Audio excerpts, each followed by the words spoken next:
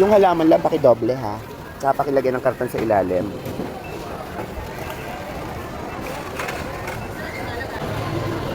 Yan talaga ang problema natin lagi-lagi pag nag-grocery tayo. Lalo na kapag bawal na yung ating mga plastics, di ba?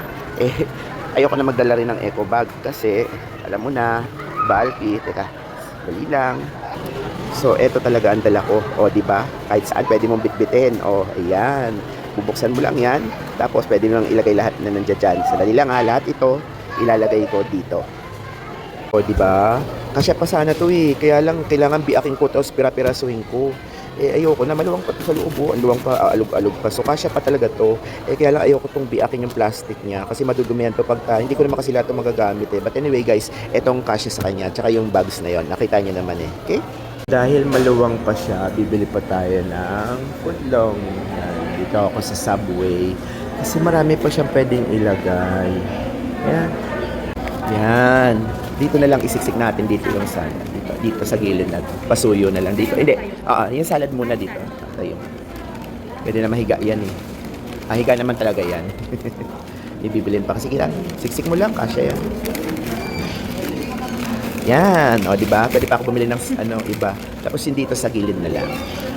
O, di ba? Kasya pa, pwede pa ako bumili. Nako, ang dami ko pa pinamili kaya lalagay ko yung dalawang tinapay dito kasi para makontian na lang yung bitbitin ko kasi laki pa ng space oh.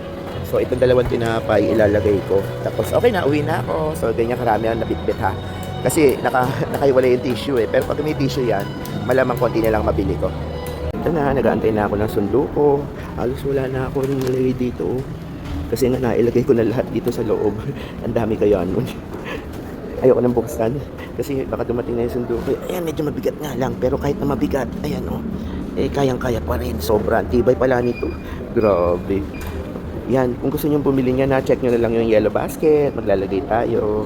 Iyan, tingnan nyo guys, oh, ang laki-laki. Diyos ko, dahil ang dami na ilaman. Check natin laman ha, oh, patunay, lahat yan.